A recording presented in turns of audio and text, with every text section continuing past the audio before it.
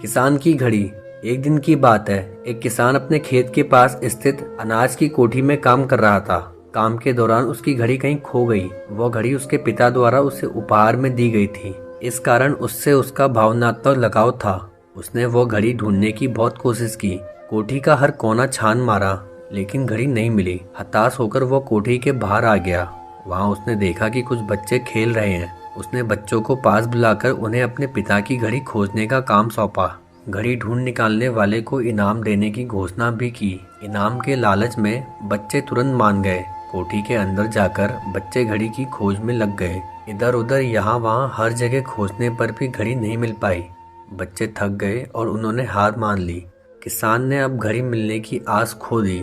बच्चों के जाने के बाद वह कोठी में उदास बैठा था। तभी एक बच्चा वापस आया और किसान से बोला कि वह एक बार फिर से घड़ी ढूंढने की कोशिश करना चाहता है। किसान ने हामी भर दी। बच्चा कोठी के भीतर गया और कुछ ही देर में बाहर आ गया। उसके हाथ में किसान की घड़ी थी। जब किसान ने वो घड़ी देखी तो बहुत खुश हुआ। उसे आश्चर्य हुआ कि जिस घड़ी को ढूंढने में सब नाकामयाब रहे, उसे उस बच्चे ने कैसे ढूंढ निकाला। पूछने पर बच्चे ने बताया कि कोठी के भीतर जाकर वो चुपचाप एक जगह खड़ा हो गया और सुनने लगा। शांति में उसे घड़ी की टिक टिक की आवाज सुनाई पड़ी और उस आवाज की दिशा में खोजने पर उसे वो घड़ी मिल गई। किसान ने बच्चे को शाबाशी दी और इनाम देकर विदा किया। दोस्तों, शांति हमारे मन और मस्तिष्क को एकाग्र करती है और यह एकाग्र मन स्थिति जीवन की दिशा निर्धारित करने में सहायक है।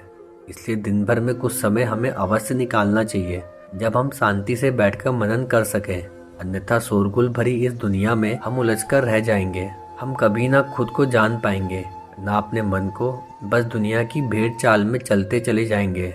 जब आँख खुलेगी तो बस पछतावा होगा कि जीवन की ये दिशा हमने कैसे निर्धारित कर ली।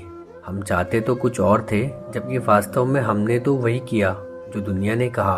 अपने मन की बात सुनने का तो हमने समय ही नहीं निकाला। तो दोस्तों, कैसी लगी आपको हमारी कहानी? कमेंट करके जरूर बताएं।